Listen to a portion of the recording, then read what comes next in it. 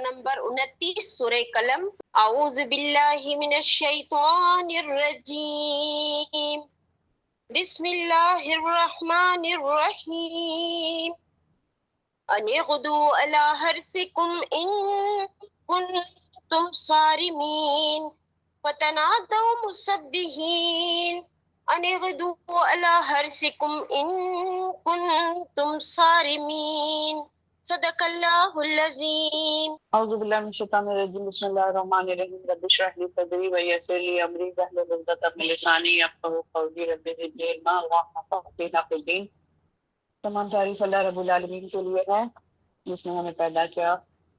اچھا، ہم نے کل پڑھا تھا اس کا ترجمہ، آج میں پڑھ رہی ہوں جو ابھی انہوں نے تلاوت کی ہے سورہ قلم کی آیت، کہ ہم اپنے پروردگار کی طرف راغب ہوتے ہیں، ایسا ہوتا ہے عذاب، اور آخرت کا عذاب تو اس سے بھی بڑا ہے، کاش یہ لوگ جان لیتے۔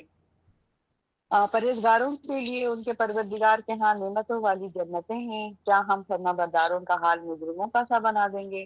تمہیں کیا ہو گیا ہے، یہ تم کیسا حکم لگاتے ہو؟ کہ تمہارے پاس کوئی کتاب ہے جس میں تم یہ بات پڑھتے ہو؟ مطلب کیا تمہارے پاس کوئی کتاب ہے تو تمہارے لیے آخرت میں وہی کچھ ہوگا جو تم پسند کرو گے؟ یا ہمارے ذمے تمہارے پاس خلیفہ عہد ہیں جو قیامت کے دن تک جا پہنچیں گے کہ تمہیں وہی کچھ ملے گا جو تم حکم لگاؤ گے؟ آپ ان سے پوچھئے صلی اللہ علیہ وسلم کہ اس بات کا ضامن کون ہے، یا ان کے کچھ شریک ہیں؟ اگر وہ سچے ہیں تو اپنے شریکوں کو لے کر آئیں۔ واقع دعوانا، ہم نے پچھلی دفعہ جو پڑھی تھی اس میں باغ کا پوری بات تھی کہ اس میں صبح صبح سویرے سویرے گئے اور کہ ہم پھل توڑنے پر قادر ہو جائیں گے، لیکن جب دیکھا تو نہیں تھا وہاں پر کچھ بھی، اور وہاں پہ سب کچھ اللہ تعالیٰ نے انشاءاللہ بھی نہیں کہا تھا، اور وہ مسکینوں اور غریبوں کو دینے کا ارادہ بھی نہیں تھا۔ تو جس چیز میں بھی مسکین اور غریب ہمارے ساتھ شامل نہ ہو، یا ہمارے رشتہ داروں میں سے کوئی ایسے مسکین ہو یا غریب ہو بہت زیادہ، اور اگر ہم انہیں شامل نہیں کریں گے تو اللہ کے ہماری اس چیز کی پکڑ ہوگی۔ تو ہمیں اس سے بڑا اچھا اہم سبق ملتا ہے کہ ہمیں کبھی بھی کسی بھی چیز کے لیے مسکینوں کو پیچھے نہیں رکھنا ہے۔ جس طرح ولیمے کا کھانے کے لیے بھی نبی صلی اللہ علیہ وسلم نے کا مفہوم تھا یہ کہ تمہاری وہ مطلب کھانا ہے جو ولیمے کا، اس میں غریب و مسکینوں کو بھی ضرور شامل کرو، کچھ ایسا مفہوم تھا۔ تو یہ بھی ہمیں سوچنا چاہیے کہ ہمیں ان لوگوں کا خیال رکھنا چاہیے۔ اب اللہ تعالیٰ یہاں پر بات جو ہے تھوڑا چینج ہو گئی ہے کہ ایسا ہوتا ہے کہ عذاب اور آخرت کا عذاب تو اس سے بھی بڑا ہے، کاش یہ لوگ جان لیتے۔ یعنی وہ پورے باغ کے بارے میں جو بات ہوئی تھی اس سے آگے یہ والی آیت نکلتی ہے۔ تو یعنی عذاب تو باغ والوں کو اس دنیا میں بھی ملا، اور جو آخرت میں اس کی طرف بخل سے عذاب ہوگا وہ اس سے اور بھی بڑا ہوگا۔ دنیا میں عذاب کیسے ملا؟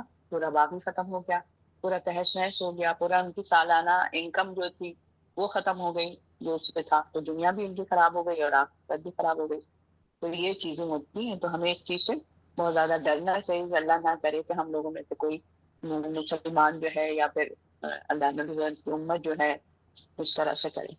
تو ایسا ہوتا ہے عذاب اور آخرت کا عذاب تو اس سے بھی بڑا ہے، یہ لوگ جان لیتے ہیں۔ پرہیزگاروں کے لیے ان کے پروردگار کے ہاں کیا ہے؟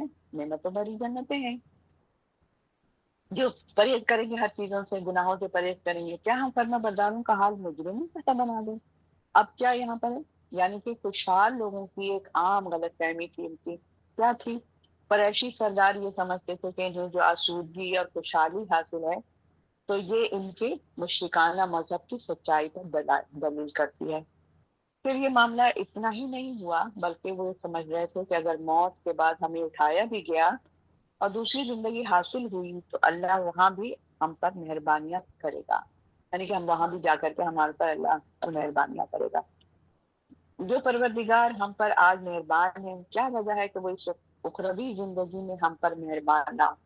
یعنی کہ اگر آج دنیا میں ہمیں اتنی ساری اولادیں دی ہیں، بیٹے دیے ہیں، خوشحالی دیا ہے، گاڑی ہے، یہ ہے وہ ہے، بھائی ہم سے تو اللہ بڑا راضی ہے، مجھے تو اللہ نے ہر نعمتوں سے نوازا ہوا ہے۔ آپ کو تو پتہ نہیں کیا ہر چیز کے لیے آپ روتے رہتے ہیں، آپ لوگ تو بھائی حالانکہ وہ متقی پرہیزگار ہوتے ہیں۔ تو آج آپ دیکھیں نا کہ ہمارے جتنے بھی مولانا حضرات ہیں یا جو بھی ایسے لوگ ہوتے ہیں تو وہ کیا ہوتے ہیں؟ اتنے سادے ہوتے ہیں، یعنی کہ اگر ان کے پاس دولت ہے بھی تو وہ دکھاتے نہیں ہیں، وہ اپنے لباسوں سے، اپنے سے ان کے گھروں کے اندر جائیں تو اطراف ہے آپ کو، آپ لوگوں نے اگر کبھی ان کی زبان حیات پڑھیں تو ان کے گھر میں کوئی فرنیچر نہیں تھا، انہوں نے کہا میں فرنیچر نہیں رکھوں گا، بس مجھے زمین پر ہی سونا ہے، مجھے ہمارے نبی بھی زمین پر سوتے تھے۔ اس طریقے سے بہت ساری چیزیں ہمیں ملتی ہیں۔ تو ہم یہ نہ سمجھیں کہ بھائی ہمارے پاس کچھ ہے ہی نہیں، ہم سے اللہ ناراض ہے اس لیے ہمارے پاس کچھ ہے، ہمارے پاس بہت کچھ ہے لیکن ہم اللہ کی راہ نہیں دے رہے ہیں، ہم اپنے دوسرے اکاؤنٹ میں جمع کروا رہے ہیں ساری چیزیں اپنی، پھر سارے یہیں پر استعمال کر لوں استعمال کر لوں استعمال کر لوں، تو یہ تو کوئی کا سودا نہیں ہوگا نا۔ تو وہاں پر یہ لوگ بھی یہی کہہ رہے تھے کہ نہیں، ہم سے تو اللہ یہاں بڑی خوش ہے، بڑا یہ ہے، تو ہمیں آخرت میں بھی وہی سب کچھ ملے گا۔ تو یہاں جو ہے پھر یہ ہے، جو پروردگار ہم پر آج مہربان ہے، تو کیا وجہ ہے کہ ہماری جب اخروی زندگی ہوگی ہم وہاں پر مہربان اللہ ہم سے نہیں ہوگا؟ ایسا نہیں ہو سکتا۔ تو شاید میں اس قول کا جواب دیا جا رہا ہے، یہ کیسی خلاف عقل بات ہے کہ اللہ قیامت کے دن اپنے فرمان برداروں اور اپنے باغیوں کے ساتھ ایک جیسے سلوک کرے گا۔ پھر وہی والی آیت یاد آ جاتی، لا یستوی اصحاب النار واصحاب الجنہ، جنت میں جانے والوں کا کام الگ ہوگا، جنت میں جانے والوں کا کام الگ ہوگا، دونوں برابر تو ہو ہی نہیں سکتے، جیسے آسمان اور زمین برابر نہیں ہو سکتے، رات اور دن برابر نہیں۔ تو یہاں پر یہ والی بات ہے، تم کیسا حکم لگا رہے ہو؟ ہاں، یہ تمہارے پاس کوئی کتاب ہے جو تم اس سے پڑھتے ہو؟ مطلب تم کیسے سمجھ رہے بھائی کہ ہم تو ہمارے ساتھ ایسا نہیں ہوگا؟ کیا تمہارے پاس کوئی کتاب ہے؟ اللہ تعالیٰ پوچھ رہا ہے۔ ایسا لگ رہا ہے جیسے ہی ہم قرآن کی آیت میں پڑھ ہی نہیں رہی ہیں، ایسا لگ رہا ہے کہ بالکل یہ میں عام سی باتیں کر رہی ہوں، یہ حالانکہ یہ قرآن کی آیت میں آپ کے سامنے رکھ رہی تھی، یہ تم کیسا حکم لگاتے ہو؟ اور یہ تمہارے پاس کوئی کتاب ہے؟ ایک منٹ رک جائیں، کہا جا رہا ہے کہ غلط فہمی جو ہے نا، تمہارے پاس کوئی کتاب ہے جس میں تم یہ پڑھ رہے ہو؟ یہ اللہ تعالیٰ کی آیت بتا رہی ہوں میں، یہ کیا تمہارے پاس کوئی کتاب آئی ہے؟ تو یہاں پر کیا ہے، غلط فہمی کے 3 طرح سے تردید کیا ہے یہاں پر۔ غلط فہمی ہے، تمہیں جتنی بڑی غلط فہمی ہے نا کہ ہمیں ہمارے لیے آخرت میں کچھ نہیں ہوگا، اس کے بارے میں اللہ فرماتے ہیں آیت نمبر جو ہے 37 اور 41 تک میں جو ہے یہ 3 مختلف صورتیں اس کے اندر بیان کی گئی ہیں جو ان کے اس باطل نظریے کی تردید میں نفلی دلائل کی حیثیت رکھتی ہے۔ وہ کیا ہے؟ وہ یہ ہے، نمبر 1، کیا کسی الہامی کتاب میں یہ بات لکھی ہوئی ہے کہ آخرت میں بھی تمہیں آسودگی اور خوشحالی کی زندگی میسر ہوگی جیسا کہ تمہاری یہ خواہش ہے؟ یہ ایک بات ہو گئی کہ تمہاری کسی بھی الہامی کتاب میں، تورات، انجیل، زبور میں کہیں پر لکھی تھی یہ والی بات کہ تمہیں جو آخرت میں بھی تمہیں آسودگی ہوگی اور دنیا میں بھی تمہیں بہت ہی خوشحالی کی زندگی میسر ہوگی؟ کسی کتاب میں لکھا ہوا ہے؟ اللہ کے پاس میں کوئی وحی آئی تھی ایسی؟ نمبر 2، یا تم نے ہم سے کچھ ایسے حلف نامے لے رکھے ہیں کہ تمہیں قیامت کے دن وہی کچھ ملے گا جو تم چاہتے ہو؟ اللہ سے کیا تم نے کوئی حلف لے کر رکھا ہوا ہے؟ بھائی ہمارے لیے تو پکی بات ہے، میں تو بھائی VIP ہوں، میرے لیے تو ہے ہی ہر چیز۔ اور اپنے حق میں دوبارہ بولتی ہوں، یا تم نے ہم سے کچھ ایسے حلف نامے لے رکھے ہیں کہ تمہیں قیامت کے دن وہی کچھ ملے گا جو تم چاہتے ہو اور اپنے حق میں ایسا ہی فیصلہ چاہتے ہو؟ اگر ایسی بات ہے تو بتاؤ کہ ان حلف ناموں کو ہم سے پورا کرا کے دینے کے لیے تم سے کون ذمہ دار، اس کا ضامن کون ہوگا پھر؟ یعنی کہ یہاں پر ایک غلط فہمی کی جو ان کے اندر بات ہو رہی تھی، تو اس کے بارے میں یہاں پر بتایا جا رہا ہے۔ تیسری صورت یہ ہے کہ ان کے کچھ معبود اللہ کے کارناموں میں اس کے ساتھ شریک ہیں، ان کے وہ سمجھتے ہیں کہ کچھ معبود جو ہیں اللہ کے کارناموں میں اس کے ساتھ شریک ہیں، یعنی میرے معبودوں کو پتہ چل جاتا ہے اللہ کے ذریعے۔ اگر یہ ایسی بات ہے تو شریکوں کی بھی کائنات میں شراکت لے آؤ، کائنات میں بھی ان کی شراکت ہونی چاہیے نا۔ چلو اس طرف کا ایریا میں تم پانی برساؤ، اس طرف کا میں کروں گا، اس طرف کا تم کر لو۔ اگر تم سمجھ رہے ہو کہ میرے معبودوں کو اللہ کی طرف سے کوئی وحی آتی ہے یا اللہ کی طرف سے کوئی احکامات آتے ہیں، وہ کیا بول رہے ہیں؟ آپ سے باتیں کر رہے ہیں، کچھ بتا رہے ہیں، آپ اپنے دل کے تسلی کے لیے ان کے پاس جاتے ہیں، ان کو یہ دیتے ہیں، وہ دیتے ہیں، ناریل ہے، پتہ نہیں کیا کیا ہے، گھٹنے ٹیکتے ہیں، اور پھر آپ بڑے مطمئن ہو جاتے ہیں کہ بھائی ہم بھگوان کے پاس چلے گئے ہیں اور یہ ہمیں دے رہا۔ اگر وہی چیز ہم کھڑے ہیں، کمرے میں بیٹھے ہیں، کہیں پر بھی ہیں، ہم اللہ سے باتیں کریں، اللہ کو یاد کریں، 2-4 آنسو نکل جائے تو اور بھی اچھی بات۔ تو وہ ہمیں اللہ کتنا مطلوب ہے نا، وہ چیز پسندیدہ ہے ہماری، نہ یہ کہ ہم سوچیں کہ یہ معبود جو ہے اللہ کی طرف سے اس کے اوپر آتی ہے کچھ تو اس کی وجہ سے میرا کام بن جاتا ہے، عجیب باتیں کریں۔ تو پھر آخر یہ کسی برتنے کی آس میں لگا کر بیٹھے ہوئے ہیں کہ جب ان سے کوئی بات نہیں کی تو پھر آخر یہ کس برتنے والے؟ جب یہ بات ہی نہیں کر پاتے ہیں تم سے تو پھر تم کیا آس لگا کر بیٹھے ہو کہ اخروی زندگی میں تمہیں آسودگی اور خوشحالی میسر ہوگی؟ بالکل صحیح اللہ تعالیٰ یہاں پر نا بات کر رہے ہیں. آپ ان سے پوچھیے کہ اس بات کا ضامن کون ہے, یا ان کے کچھ شریک ہیں. پھر اگر وہ سچے ہیں تو اپنے شریک کو لے کر آئیں. رب العالمین فرما رہے ہیں اس میں آیت نمبر 41 میں, جس دن پنڈلی کھول دی جائے گی, جس دن پنڈلی کھول دی جائے گی اور انہیں سجدہ کرنے کو بلایا جائے گا, یہ سجدہ نہیں کر سکیں گے. ان کی نگاہیں جھکی بھی ہوں گی اور ان پر ذلت چھائی بھی ہوگی. قرآن کی آیت ہے. وہ دنیا میں سجدہ کی طرف بلائے جاتے تھے تو جب وہ صحیح سالم تھے, لہٰذا جو شخص اس کلام کو جھٹلاتا ہے اس کا معاملہ مجھ پر چھوڑ دو, ہم انہیں بتدریج تباہی کی طرف لے کر جائیں گے کہ انہیں خبر بھی نہیں ہوگی. آہستہ آہستہ آہستہ آہستہ آہستہ آہستہ آہستہ تمہیں تباہی کی طرف ان کو لے کے جائیں گے اور ان کو خبر بھی نہیں ہوگی. ٹھیک ہے. اب اللہ کی یہاں پر پنڈلی ان کا ذکر ہے. آیت نمبر 42 سے 43 میں بتایا جا رہا ہے کہ سید فرماتے ہیں کہ آپ صلی اللہ علیہ وسلم نے فرمایا, قیامت کے دن پروردگار اپنی پنڈلی کھولے گا تو ہر مومن مرد اور مومن عورت جو ہے سجدے میں گر پڑیں گے. نبی صلی اللہ علیہ وسلم کی حدیث ہے. صرف وہ لوگ باقی رہ جائیں گے جو لوگوں کو دکھانے یا سنانے کے لیے سجدہ کیا کرتے تھے. وہ سجدہ تو کرنا چاہیں گے لیکن ان کی پشت جو ہے اکڑ کر تختے کی طرح ہو جائے گی. بخاری کی حدیث ہے. اور قرآن کی ایک وہی آیت بھی ہے کہ جب ان کو سجدے کے لیے بلایا جائے گا تو وہ جھکنا بھی چاہیں گے تو نہیں جھک سکیں گے, اور ان کی پیٹھ جو ہے تختے کی طرح ہو جائے گی, سخت ہو جائے گی, یعنی کہ نہیں جھک پائیں گے. بار بار کوشش کریں گے کہ ہم جھک جائیں, نہیں جھک پائیں گے. آج ہمیں جھکنے کا موقع ہے تو آج ہم جھک جائیں. ایسا نہ ہو کہ وہاں جا کر ہم پھنس جائیں. اور بہت سارے لوگ ہیں نماز بالکل بھی نہیں پڑھتے, بالکل بھی نہیں پڑھتے, ایک وقت کی بھی نہیں پڑھتے. تو بڑا ڈر لگتا ہے کہ اللہ تعالیٰ ان لوگوں کو ہدایت دے, سمجھ دے. اور بس یہ والی بات تھی. تو سیدھا کرنے کے لیے بلایا تو ان پر وہ ہو جائے گا, اور وہ دنیا میں سجدے کی طرف بلائے جاتے تھے جب وہ صحیح سالم. لہٰذا جو شخص کلام کو جھٹلاتا ہے اس کا معاملہ مجھ پر چھوڑ. اب بات تو انہی لوگوں کی ہو رہی ہے لیکن اس میں ہم لوگوں کا بھی عکس نظر آتا ہے, کیونکہ ہم لوگوں کے اندر جو منافقت کی جو باتیں آتی ہیں نا, حدیثیں اور قرآن کے آیتیں, توبہ سورہ انفال سورہ نساء, تو اس میں ایسا لگتا ہے کہ ہم لوگ بھی شاید انہی کیٹیگری میں آ جاتے ہیں. کیونکہ اسی طرح یہاں پر بھی بتایا جا رہا ہے, لہٰذا جو شخص کلام کو جھٹلاتا ہے اس کا معاملہ مجھ پر چھوڑ دو.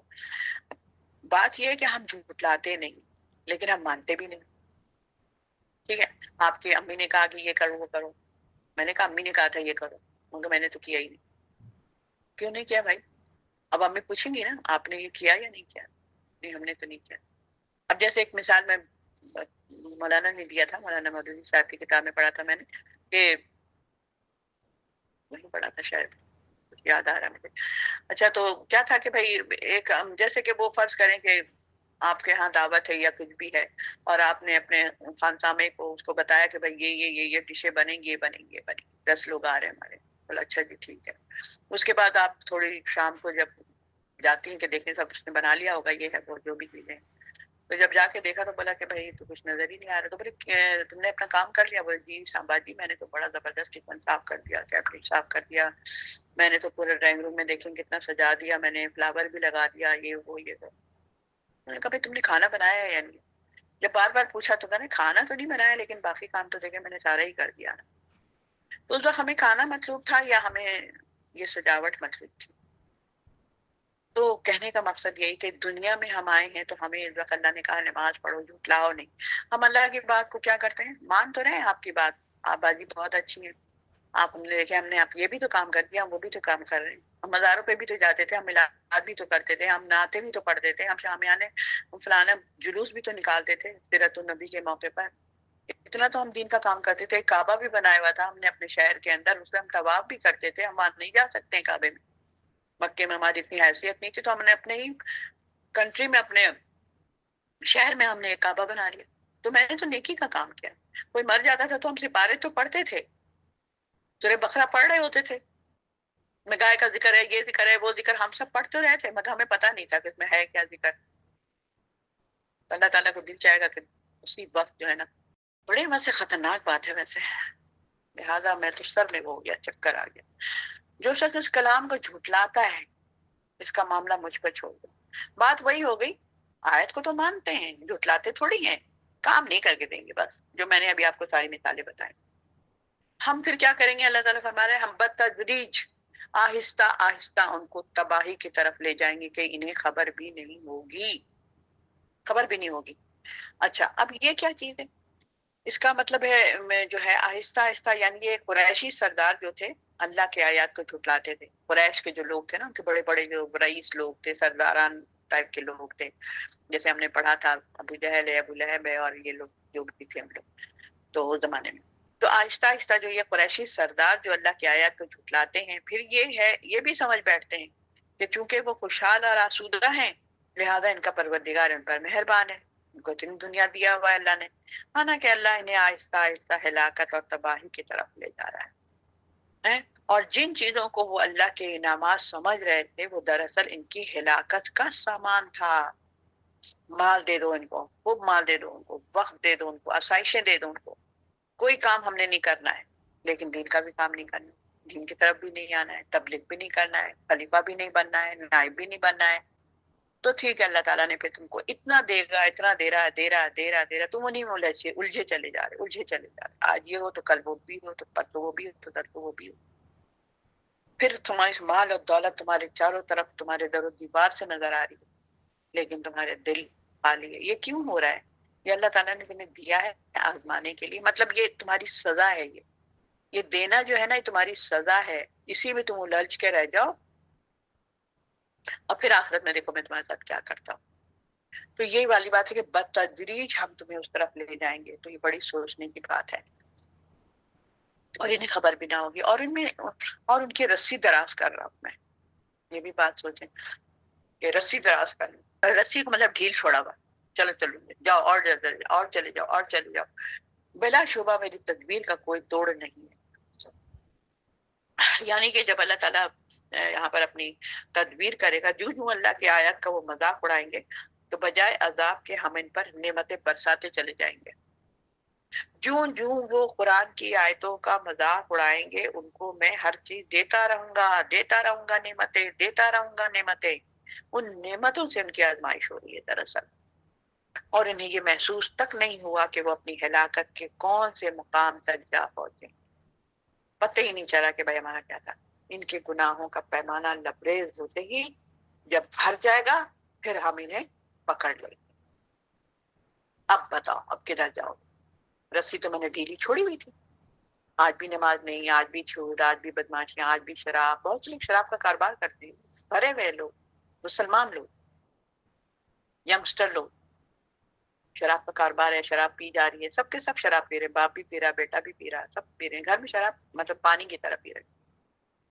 تو یہ کیا ہے؟ یہ اور خوب دولت آ رہی ہے۔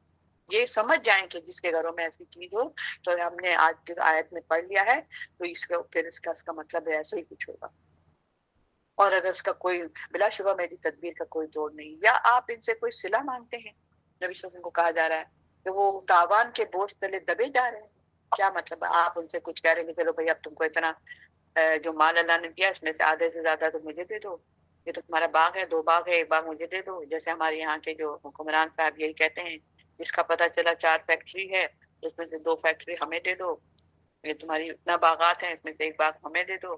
اسی طرح سے اللہ تعالیٰ یہاں پر نبی صلی اللہ علیہ وسلم کو کہہ رہا ہے کہ کیا تم ان سے کوئی تاوان چاہ رہے ہو، کہ وہ مطلب یہ کہ تاوان مانگ رہا ہے تمہارا تو نبی ہے، یا آپ ان سے کوئی صلاح مانگتے ہیں کہ تاوان کے بوجھ سے دبے چلے جا رہے ہیں، یا ان کے پاس کوئی غیب ہے جسے وہ لکھ لیتے ہیں کہ ایسا ہوگا اور ویسے ہوگا۔ تو یہاں پر تاوان کا بارے میں ہے کہ آپ تو سب لوگوں کو اللہ کی طرف دعوت دیتے ہیں، آپ تو اللہ کا پیغام پہنچاتے ہیں، اور جو کچھ کر رہے ہیں بے لوث بے غرض کر رہے ہیں۔ اب اسی میں جو بھی بہنیں ہماری کام کر رہی ہیں، دین کی دائی ہیں، جو لوگ کام کر رہے ہیں، کارکن ہیں، دائی ہیں، تو ہمارا کیا ہے؟ ہمارا کام یہ ہے کہ لوگوں کو دعوت پہنچانا، پیغام پہنچانا، اللہ کی دعوت، اللہ کی آیات سنانا، اور ان کی زندگیوں کو سنوارنا، جس طرح ہمارے نبی نے کیا تھا۔ ٹھیک ہے، اس میں پھر ہمیں کیا ہے؟ ہم فخر نہیں کرنا ہے، ہمیں غرور نہیں کرنا ہے، ہم نے تکبر نہیں کرنا ہے، اور اپنے آپ کو بالکل عاجزی کے ساتھ رکھنا ہے کہ اللہ میری تو کوئی طاقت نہیں ہے، اگر آپ ہمارا ساتھ نہ دیتے، اگر آپ ہمیں یہ صلاحیت نہ دیتے، میں ہر کچھ آپ کے اذن سے کر سکتی، میرا کوئی کمال نہیں، ہمیں کوئی بڑی چیز نہیں بن رہی۔ تو یہاں پر کیا ہے؟ نبی صلی اللہ علیہ وسلم بھی آئے، جو بھی دائی آئے گا وہ یہی کام کر رہا ہے، دعوت دیتا ہے، پیغام پہنچاتا ہے، جو کچھ تم کر رہے ہو بے لوث بے غرض. اور اب اگر یہ قریشی سردار اس دعوت کو قبول کرتے ہیں تو کریں، نہیں کرتے ہیں تو نہیں کریں. پھر اگر دوسرے لوگ اس دعوت کو قبول کرتے ہیں تو یہ کیوں پھر سیخ پا ہو جاتے ہیں، غصے میں کیوں آ جاتے ہیں؟ ان کے جو قریش کے سردار بڑے بڑے ہیں، جب چھوٹے چھوٹے لوگ جو ہیں دعوت دین کو مان لیتے ہیں، اور آپ ہمیشہ دیکھا ہوگا بڑا طبقہ جو ہے نا نہیں سدھرتا ہے جلدی، چھوٹے طبقے جلدی سدھر جاتے ہیں. آپ گاؤں کی خواتین اتنی شادی ہوتی ہیں، ان کو جو بتائیں وہ ڈرتے ہیں اللہ سے، جانتی کچھ نہیں ہے لیکن اللہ سے اتنا ڈرتی ہیں، ان کی شکلوں سے پتہ چلتا ہے ہمیں. تو یہ کیا ہوتا ہے، وہ مطلب ان کے چہرے سے پتہ چل جاتا. تو یہاں پر اللہ تعالیٰ یہی فرما رہے ہیں، غیب ہے جسے ہم لکھ لیتے ہیں. ان کے پاس کوئی غیب ہے، ان کے پاس غیب ہے جسے وہ لکھ رہے ہیں. تو یعنی انہوں نے غیب کو پردہ ہٹا کر دیکھ لیا ہے کہ یہ اللہ کا بھیجا ہوا رسول نہیں ہے. تفسیر میں بتایا جا رہا ہے یا ان کی طرف سے اللہ کے ہاں سے وحی آتی ہے. کیا بھائی قریش کے سردار ذرا بتانا کہ اللہ کی طرف سے وحی آئی ہے، یا تم کیا اوپر جا کے پردہ ہٹا کے دیکھا ہے کہ یہ نبی صلی اللہ علیہ وسلم وہاں بیٹھے تھے کہ نہیں بیٹھے تھے اللہ کے پاس؟ کیا مطلب، کیا بیوقوفوں والی باتیں کر رہے ہیں. اور جو کچھ ان کا دین ہے وہی درست اور برحق ہے، وہ سمجھ لیں کہ ہمارا جو دین ہے بالکل صحیح. آخر ان کی شدید مخالفت کی کوئی تو معقول وجہ ہونی چاہیے نا، آخر میں کوئی وجہ تو بتاؤ. اللہ تعالیٰ بار بار پوچھ رہا، بتاؤ بھائی کیا ان کے پاس غیب ہے جسے وہ لکھ لیتے ہیں؟ جلدی سے لکھ لو لکھ لو. تو اللہ خود ہی سوال کر رہا ہے کہ غیب ہے جسے وہ لکھ لیتے ہیں. بس آپ اپنے پروردگار کے حکم کے انتظار میں صبر کیجئے اور مچھلی والے یونس کی طرح نہیں ہو جائیے جب انہوں نے پکارا تھا اور غم سے بھرا ہوا تھا. اور اگر انہیں اللہ کے پروردگار کے فضل کو سنبھالے نہ دیتا تو وہ بری حالتوں میں چٹیل میدان میں پھینک دیے گئے پھر وہ بعد میں. تو یہاں پر مثال اب دیکھیں کتنی پیاری مثال اللہ نے دیا. صبر، جیسے ہم لوگوں نے کل پرسوں پڑھا تھا صبر کی پوری باتیں پڑھی تھی، اس میں صبر کیا ہے، مچھلی والے یونس کی طرح مت ہو جائیے. ہجرت کا حکم آیا نہیں، لوگوں سے ناراض ہو کے چلے گئے.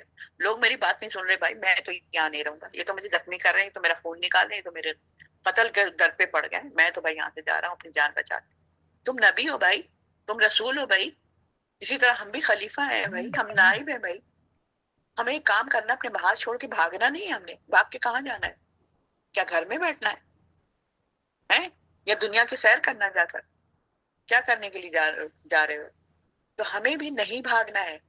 جس طرح سے یونس علیہ السلام کی دیکھیں مثال اللہ تعالیٰ نے دے دیا، کتنی بڑی مثال دے دی اللہ نے، اپنے ہی نبی کے بارے میں بتا دیا کہ ان کی طرح مت ہو جانا. اب دیکھیں اللہ کی اطاعت نہیں کیا نا انہوں نے. حالانکہ نبی صلی اللہ علیہ وسلم کے پر بھی بہت ساری چیزیں آئی ایسے کہ نبی صلی اللہ علیہ وسلم آپ نے ایسے کہہ دیا، آپ نے یہ کیوں کر لیا، آپ نے ایسے نہیں کرنا چاہیے تھا آپ کو. تو اللہ تو اوپر ہمارا بیٹھا ہوا اور آپ کو گائیڈ کر رہا ہے. اسی طرح اللہ ہمیں بھی گائیڈ کر رہا ہے اور آپ کو بھی گائیڈ کر رہا ہے. ہم سب کو گائیڈ کر رہا ہے اللہ تعالیٰ اوپر سے. لیکن ہم جب اس کتاب کو پڑھیں گے تو ہمیں پتہ چلے گا نا کہ اللہ ہمیں کیا گائیڈ کر رہا ہے. کتاب بند، یہ پڑھ لو وہ پڑھ لو، یہ وظیفے پڑھ لو، یہ اتنی دفعہ پڑھ لو، یہ ایسے کر لو، تعویذ گنڈے لے لو، تعویذ باندھ لو، کالے دھاگے پہن لو، بدعت کرنا شروع کر دو. بڑے دین کا کام کر رہے ہیں بھائی، بڑے دین کا کام کر رہے ہیں، ذرا دیکھو تو صحیح کہ کیا کر رہے ہیں. تو یہاں پر کیا ہے، ان کی مثال دیا گیا نا صبر. جس طرح یونس علیہ السلام جو ہے اپنی قوم کی مخالفت سے تنگ آ کر بے صبری کا مظاہرہ کیا تھا، انہیں وہی الہی کا انتظار کیے بغیر خود ہی عذاب کی دھمکی دے دی اور پھر وہاں سے چلے گئے. آپ کو ایسا نہ کرنا چاہیے تھا، بلکہ قوم کو ایذاؤں، مذاق، تمسخر اور مخالفت کو صبر کے ساتھ برداشت کرنا چاہیے تھا. اور اس وقت تک صبر کیجیے جب تک آپ کو یہاں سے ہجرت کا حکم نہیں مل جاتا ہے. تو یہاں پر وہ غم سے بھرے ہوئے تھے. اس کا مطلب کیا ہوا، یونس علیہ السلام کو کون کون سی پریشانیاں لاحق تھی جس میں وہ حلق تک ایک دم ڈوبے ہوئے تھے. پریشانیاں کون سی پریشانیاں، یعنی کہ جیسے سانس کی نالی تک بالکل ان کو وہ تھا، مشک کو پانی سے جیسے لبالب بھر دیا جاتا ہے. اس شخص کو کہتے ہیں جو غم یا غصے سے سانس کی نلی تک بھر جاتا ہے یا پھر اظہار نہیں کرتا اور اسے دبا لیتا ہے اندر ہی اندر. تو یہ حضرت یونس علیہ السلام تو جب لوگ تنگ کرتے تھے تو اندر ہی اندر اس کو دبا لیتے تھے.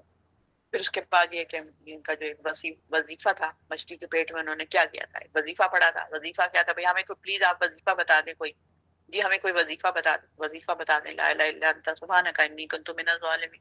کہے گا یہ کیسا وظیفہ ہے، یہ تو قرآن کی آیت ہے. تو اور کہاں سے وظیفہ لاؤں، کوئی جادو ٹونا کر کے لاؤں، انتر منتر بتاؤں آپ کو؟ قرآن کی آیت سے بتاؤں گی نا جو اللہ نے بتایا ہے.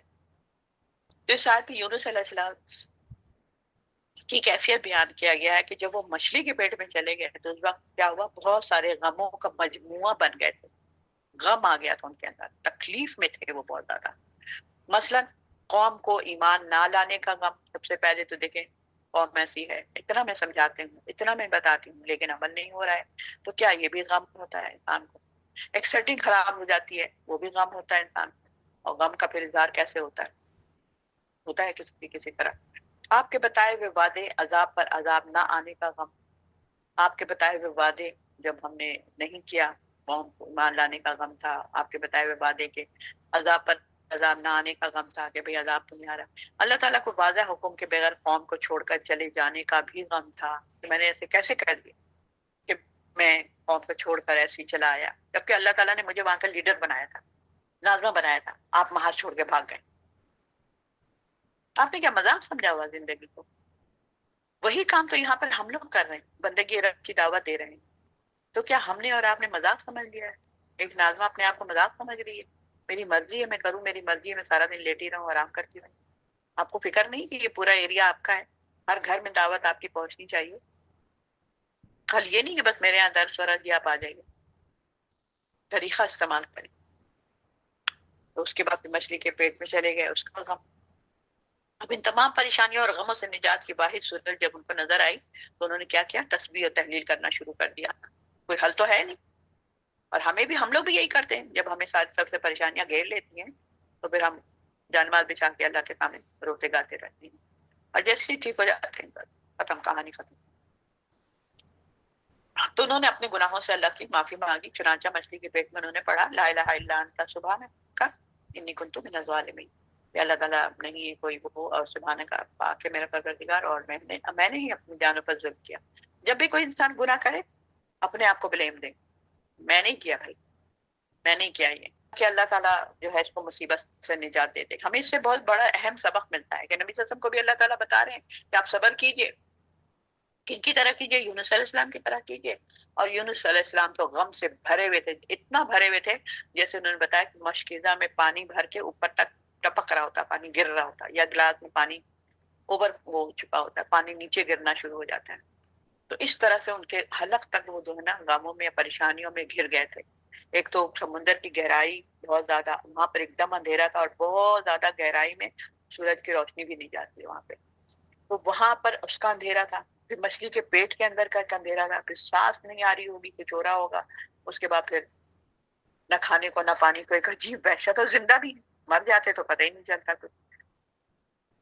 تو اس لیے وہ چیزیں, اچھا مچھلی نے اپنے آپ کو غذا بھی نہیں بنایا, مچھلی اس کو کھا لیتی, ان کے بعد ختم کر لیتی. نہیں, اللہ تعالیٰ کی اس میں وہ. اور آخر میں پھر جب کیا ہوا, جب انہوں نے لا الہ الا انت سبحانک کا پڑھا تو مچھلی کو اللہ تعالیٰ نے حکم دیا کہ جاؤ اس کو باہر, مطلب ساحل پہ جا کے اس کو پھینک دے, نکال دے.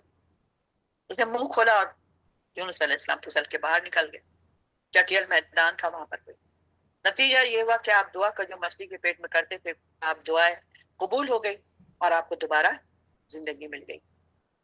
ورنہ تو, اور اللہ تعالیٰ ایک جگہ پہ کیا فرماتے ہیں, اگر وہ یہ توبہ استغفار نہ کرتا تو میں اس کو قیامت تک کے لیے اسی مچھلی کے پیٹ میں رکھتا. اللہ تعالیٰ نے بتا دیا. کتنی اہم بات ہے, کتنی خاص بات ہے. اللہ تعالیٰ ایسے اسباب بھی مہیا کر دیتا ہے. چند ہی دنوں میں آپ کو کمزوری بھی آپ کی آہستہ آہستہ دور ہو گئی. اور ہمیں اگر آپ اس کی تفصیل پڑھیں یونس علیہ السلام کے بارے میں, تو جب وہ باہر نکلے مچھلی کے پیٹ سے تو بہت تیز دھوپ تھی, اور وہ اتنے دنوں سے اندر تھے. ان کا پورا گوشت اور سب چیز جو عجیب سے ہو گیا تھا, جیسے بس سافٹ ہوتا ہے, جیسے بچہ ڈیلیور ہوتا ہے تو پھر وہ کیا ہوتا ہے, بالکل نرم اس کی کھالیں ہوتی ہیں, اسی طرح ان کی سب کھالیں ہو گئی. پھر اللہ تعالیٰ نے ان کے اوپر دیکھیں, کیا اللہ کی مہربانی ہے, کیا رحمان اور رحیم ہے میرا رب. اللہ, ہم لوگ کتنے خراب ہیں.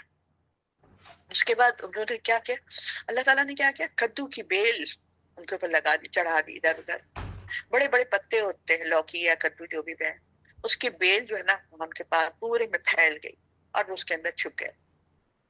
پتے اتنے بڑے بڑے ان کے اوپر ہر طرف سے, تو مطلب 1 منٹ میں تو کھڑے نہیں ہو سکتے تھے, چل تو نہیں سکتے تھے, ابھی تو نکلے ہیں. تو پھر اس طرح جیسے ایک بچہ پیدا ہوتا ہے, نکلتا ہے, تو چلنا تو نہیں, کھڑا ہو جاتے. تو اس طرح پھر وہ کمزوری جو تھی اس کو پھر اللہ تعالیٰ نے ان کو کدو، اسی وجہ سے نبی صلی اللہ علیہ وسلم کہتے ہیں کہ جب بھی بازار جاتے تھے تو کدو خریدتے تھے، اس کو اپنے کندھے پر اٹھا کے لاتے تھے اور کہتے تھے کہ یہ یونس علیہ السلام کی یاد دلاتی ہے، کدو کے بیل اللہ تعالیٰ نے ان کے اوپر پھیلا دیا تھا۔ اور پھر نبی صلی اللہ علیہ وسلم ایک جگہ پڑھتی ہوں حدیث میں کہ مفہوم ہے کہ نبی صلی اللہ علیہ وسلم گوشت اور کدو لوکی جو ہے وہ سالن بنتا تھا تو اس میں سے کدو چن چن کر کھاتے تھے، نکال نکال کر اس کو کھاتے تھے، ان کو بہت پسند تھا۔ اچھا، ایک اور ریسرچ کیا گیا تھا کہ انسان کے جو وٹامن، کدو میں اتنا کیا فائدے ہیں، کدو میں اتنا کیا ہو، کہنے لگے کدو میں جب انسان کھاتا ہے لوکی یا کدو جو بھی ہے تو وہ اتنا مطلب اس کے اندر جتنے انسان کے جسم کے اندر وٹامنس چاہیے نا وہ ساری اس کے اندر ہے۔ اب آپ سوچیں کہاں سے اللہ تعالیٰ کی حکمت چلی، یونس علیہ السلام پر کدو کی وہاں سے نبی صلی اللہ علیہ وسلم نے اس کو پسند فرمایا۔ پھر نبی صلی اللہ علیہ وسلم اس کو اس طرح کھاتے تھے کہ صحابہ دیکھتے تھے کہ اس میں سے لوکی نکال نکال کر کدو کھا رہے ہوتے تھے۔ اور اس کے بعد اس کا جب ریسرچ کیا گیا کہ اس میں ایسی آخر کیا خاص بات ہے تو پتا چلا جی ہر وٹامن اس کے اندر موجود ہے۔ اس کا جوس نکال کے پیئے، اس کی یخنی نکال کے پیئے، اس کو سالن میں ڈال کے پیئے، اس کو جیسے بھی کرنا ہے، لیکن اس کو کوشش کریں اپنے بچوں کو بھی کھلائیں اور سب کو۔ تو یہ کیا کرتا ہے، انسان کو توانائی بھی دیتا ہے اور اللہ کی مزید مہربانی کا فضل ہے۔ اچھا، چنانچہ اس کے پروردگار نے اسے برگزیدہ کر دیا اور صالحین میں شامل کر دیا۔ اللہ تعالیٰ نے پھر ان کو برگزیدہ یعنی کہ اپنی نبوت کو بھی بحال کر دیا ان کو دوبارہ سے، اور انہیں اس قوم کی طرف دوبارہ بھیج دیا اللہ نے جہاں سے وہ بھاگ کر آئے تھے۔ آپ کا قصہ پہلے سورہ یونس کی آیت نمبر 98، سورہ نبا کی آیت نمبر 87 88 اور سورہ صفات کی آیت نمبر 143 میں گزر چکا ہے۔ اس کا مختصر حواشی میں بھی دیکھ لے سکتے ہیں۔ تو یہ ہو گیا، تو دیکھتے ہی دیکھتے اچھا اب اس کے بعد یہ ہے کہ اور کافر لوگ جب قرآن سنتے ہیں تو آپ کو ایسی نظروں سے دیکھتے ہیں گویا آپ کے قدم ڈگمگا دیں گے، آپ کے قدم ڈگمگا دیں گے۔ وہ کہتے ہیں کہ یہ تو ایک دیوانہ ہے، حالانکہ یہ قرآن تمام اہل عالم کے لیے نصیحت ہے۔ اب یہاں پہ کیا بات ہے، آپ کو ایسی نظروں سے دیکھتے ہیں، یعنی کہ جب آپ لوگوں کو قرآن پڑھ کے سناتے ہیں تو آپ کو یوں گھورنے لگتے ہیں اور آپ پر اپنی نظریں گاڑ کر ایسے اپنا مقناطیسی طریقے سے اس پر اثر ڈالنا چاہتے ہیں، جیسے میگنیٹ ہوتا ہے نا، اس کو آپ قریب لے جائیں تو ایک دم سے کھینچ لیتا ہے میگنیٹ کو۔ اس طرح اپنے غصے میں ایسے کر کے گڑا کے دیکھ رہے ہوتے تھے کہ قرآن کیوں پڑھ رہے ہیں یہ، جس سے آپ مروب ہو کر یہ کام چھوڑ دیں۔ مطلب ہم آپ کو ایسے دیکھیں گے گھوریں گے نا تو پھر آپ کو شرم آئے گی، بولیں گے کیا یہ لوگ مجھے ایسے دیکھ رہے ہیں، پتہ نہیں میں کیا پڑھ رہا ہوں، پتہ نہیں میں کیا کہہ رہا ہوں۔ ہم لوگ بھی دیکھتے ہیں، ہماری بہت ساری دوستیں ہماری کہتی ہیں ہم جب کوئی بات کرتے ہیں ہمیں تو ڈر لگتا ہے کہ ہم سے کوئی سوال کر لے گا تو ہم کیا جواب دیں گے۔ تو میں نے کہا اپنا علم میں اضافہ کیجیے تاکہ سوال کے جواب دے سکیے، اپنے ڈرنے کی کیا بات ہے۔ وہ گناہ کرتے ہوئے نہیں ڈر رہا اور آپ نیکی کرتے ہوئے ڈر رہی ہیں، بھائی واہ بھائی یہ تو کوئی انصاف نہ ہوا، جسے آپ مروب ہو کر یہ کام کرتے پھر اپنی حقارت کے ساتھ دوسروں کو بتاتے ہیں کہ یہ تو دیوانہ آدمی ہے، نعوذ باللہ استغفر اللہ انا للہ۔ اور آپ صلی اللہ علیہ وسلم کو دیوانہ اس لیے کہتے تھے کہ آپ صلی اللہ علیہ وسلم ان کی عقل اور ان کے عقیدے کے خلاف بات کرتے تھے۔ ہاں اصل بات تو یہ ہے، کیوں بھائی دیوانہ کیوں کہہ رہے ہیں مجھے، بھائی عقیدہ میرا نہیں، اللہ تھوڑی ہے یہ آپ جو کہہ رہے ہیں وہ اللہ بارش برساتا ہے، سورج نکالتا ہے، بھائی اللہ تو یہ ہے سارے گھر میں میرے رکھے ہوئے ہیں، یہ بارش برساتا ہے، یہ پانی دیتا ہے، وہ مطلب یہ جو ہمیں رزق دیتا ہے، یہ ہمیں اولادیں دیتا ہے، یہ ہمیں خوشحالی دیتا ہے، ایک اللہ تو کچھ ہو ہی نہیں سکتا۔ تو یہاں پر جب عقل عقیدے کی بات کریں گے تو کہیں گے ان کو تو عقل ہی نہیں، تو مجنون لگتے ہیں، کوئی شاعر لگتے ہیں، کیونکہ ان کے اندر عقیدے کے خلاف بات ہے۔ پھر کیا ہے، صرف آپ کی قوم نے ہی آپ کو مجنون نہیں کہا بلکہ ہر رسول کو دیوانہ کہا گیا، صرف نبی صلی اللہ علیہ وسلم کے لیے یہ بات نہیں ہے، ہر رسول کو بھی دیوانہ کہا گیا۔ اور یہ دراصل قوم کے اپنے رسولوں کے خلاف موازنہ رویہ اختیار کرنے کے لیے ہوتا ہے، کیونکہ ایک نبی جو ہوتا ہے ایک مجنون میں بنیادی فرق ہوتا ہے۔ فرق یہ ہوتا ہے کہ نبی کی دعوت گویا معاشرے کی عقل اور دستور کے خلاف ہوتی ہے۔ نبی کی دعوت کیا ہوتی ہے، معاشرے کا جو الٹ پلٹ طریقے سے جہالت چل رہی ہے تو وہ اپنی عقل کے ساتھ، اور دستور کس کا، اللہ کا دستور چلاتے ہیں، تاہم وہ ہمیشہ اپنی ذات پر قائم رہتا ہے اور اس پر عمل کر کے دکھاتا ہے۔ جو ایک اچھا دائی بھی ہوگا نا، ہم لوگ جیسے خلیفہ ہیں، نائب ہیں، دائی ہیں، تو سوری، تو کیا کرتے ہیں، اپنا عمل اچھا کر کے دکھاتے ہیں، کوئی بول ہی نہیں سکتا ہے کہ یہ سستی کرتی ہیں، پروگراموں میں نہیں آتی ہیں، رپورٹ صحیح سے نہیں دیتی ہیں، اعانتیں نہیں دیتی ہیں، انفاق نہیں کرتی ہیں، یہ نہیں کرتی، کوئی کہہ ہی نہیں سکتا ہے۔ لیکن ہاں اگر ہم ایسا کریں گے تو لوگ کہیں گے، تو پھر جب کہیں گے تو پھر ہمارے وہ قول میں وہ تاثیر ہی نہیں ہوگی، اس کا مطلب ہے۔ تو پھر کیا ہوتا ہے، سب سے پہلے انسان اپنی ذات پر عمل کر کے دکھاتا ہے اور اپنی پاکیزہ سیرت اور کردار سے اپنی بات کی بہر کو تصدیق کے لیے ثبت کر دیتا ہے، اسٹیمپ لگا دیتا ہے کہ بھائی ہم یہی کام کریں گے، ہماری پاکیزہ سیرت ہونی چاہیے، ہمارا کردار بہترین ہونا چاہیے، اس پر ہم مہر لگا دیں گے۔ چاہے 100 آدمی بھی بولیں کہ یہ ایسے کرتی ہیں، وہ ویسے کرتی ہیں، بولے نہیں یہ نہیں کرتی، میں ان کے ساتھ 24 گھنٹہ رہتی ہوں، میں ان کے ساتھ ہر وقت رہتی ہوں، مجھے پتا ہے کہ یہ نہیں کرتی۔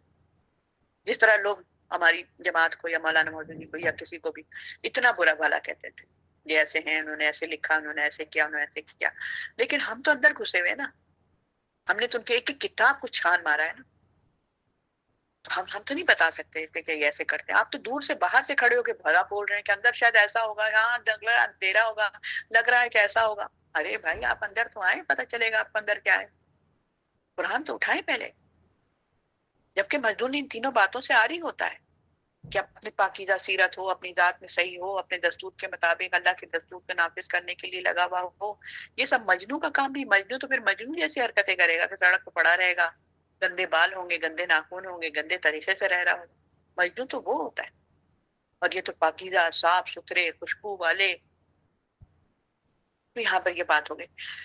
اچھا جی، آپ کو ایسی نظروں سے دیکھتے ہیں گویا آپ کے قدم ڈگمگا دیں گے، اور وہ کہتے ہیں کہ یہ تو ایک دیوانہ ہے، حالانکہ یہ قرآن تمام اہل عالم کے لیے کیا ہے، نصیحت ہے۔ اب یہاں پر کیا ہے، یعنی جو قرآن تم پڑھ کر سنا رہے ہو، نہ اس میں کوئی دیوانگی کی بات ہے، نہ آپ ہیں ایسے، بلکہ یہ کتاب کیا ہے، تمام اہل عالم، پوری دنیا کے لیے ہدایت کے لیے نازل جاری کیا گیا۔ انسان پیدا ہوا، اب انسان بنو، جانوروں کی طرح زندگی مت گزارو، تمہارے لیے 4 عورتیں ہیں، اتنے مرد ہیں، نہیں، تمہاری پوری دنیا میں اتنے مرد اور اتنی عورت اللہ نے پھیلایا، لیکن میرے لیے صرف ایک مرد ہے جو میرا شوہر ہوگا۔ یہ سارے شوہر بن جائے ہمارے، بنے ہوئے کافروں، مشرکوں، یہودیوں کے گھروں میں کیا بنے ہوئے۔ تو پھر ہمیں تو اللہ تعالیٰ نے تمام اہل عالم کے لیے ہدایت کی کتاب نازل کر دی ہے، اسے بنی نوع انسان کی کایا پلٹ گئی ہے تاکہ اپنی اصلاح کر لے۔ جب انسان قرآن کو پڑھنے لگ جاتا ہے، سمجھنے لگ جاتا ہے، اس کی تفسیر سننے لگ جاتا ہے یا پڑھنے لگ جاتا ہے، تو اس کی کایا پلٹ جاتی ہے۔ وہ پہلے جہالت میں تھا، اب وہ روشنی میں آ چکا ہے۔ تو یہ چیزیں ہیں، جو بہنیں بھی قرآن کو اگر ترجمہ تفسیر سے اپنے گھر میں نہیں پڑھتی ہیں، وہ اپنا بڑا نقصان کرتی ہیں۔ لیکن پھر بھی میں کہتی ہوں کہ چلے، اللہ کا شکر ہے کہ آپ لوگوں کو 2 کلاسز مل جاتی ہیں اور آپ تفصیل کے ساتھ قرآن سن لیتی ہیں۔ جیسے ابھی ہم نے سورہ قلم، اب ہمارا اختتام ہو رہا ہے، اس کا پوری تفصیل ڈیٹیل کے ساتھ ابھی آپ کو ہم نے سنا دیا، سمجھا دیا، اچھی طرح ازبر ہو جانا چاہیے۔ تو یہ لوگ کیا ہیں، دیوانے ہیں، حالانکہ یہ قرآن تمام اہل عالم کے لیے نصیحت ہے۔ تو بس یہ بات ہے، یہ کتاب کیا ہے، معاشرے میں انقلاب برپا کر دے گی۔ اس وقت سب کو معلوم ہو جائے گا کہ اصل دیوانے کون ہیں، قرآن پڑھنے والے دیوانے ہیں یا قرآن کو نہیں پڑھنے والے دیوانے ہیں، یہ پتہ چل جائے گا۔ ٹھیک ہے، وآخر دعوانا الحمدللہ رب العالمین، ربنا تقبل منا انک انت السمیع العلیم، اللهم صل على محمد وعلى ال محمد وبارك وسلم، ربنا آتنا في الدنيا حسنة وفي الآخرة حسنة وقنا عذاب النار، ربنا لا تزغ قلوبنا بعد إذ هديتنا وهب لنا من لدنك رحمة أنت الوهاب، رب اغفر وارحم وأنت خير الراحمين، ربنا أتمم لنا نورنا واغفر لنا إنك على كل شيء قدير۔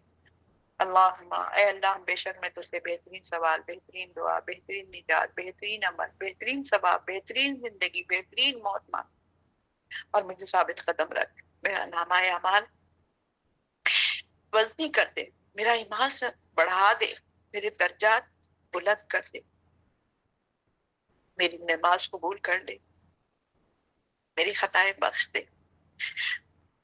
یا اللہ، ہم لوگ قرآن پڑھنے والے لوگ ہیں، میں قرآن بتانے والی ہوں، اے اللہ میں دائی ہوں، میں نائب ہوں، میں خلیفہ ہوں رب العالمین، اے اللہ میری خطاؤں کو معاف کر دیجیے گا، قرآن میں جو غلطیاں ہو جائیں اللہ اسے درگزر کر لیجیے گا، اللہ اس کو ہمارے عمل کے میدان میں آپ سب کے لیے آئیے گا، اور ہماری خطائیں بخشی کیجیے۔ میں آپ سے جنت کے بلند درجات کا سوال کرتی ہوں رب العالمین۔ اے اللہ، بے شک میں تجھ سے بھلائی کا سوال کرتی ہوں اور جنت کے بلند درجے مانگتی ہوں۔ بے شک میں آپ سے خیر کا سوال کرتی ہوں۔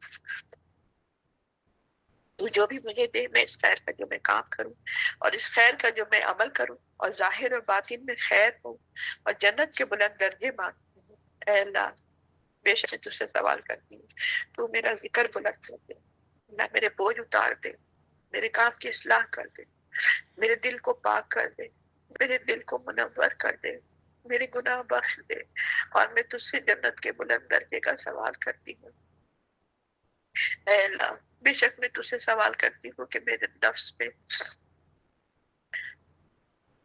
میری سماعت میں، میری نگاہ میں، میری روح میں، میری تخلیق میں، میرے اخلاق میں، میرے گھر والوں میں، میری زندگی میں، میری موت میں اور میرے عمل میں برکت عطا فرما دے۔ آپ پورے اللہ امت کے لیے یہ دعائیں ہیں، تو میری نیکیاں قبول کر لیجیے رب العالمین،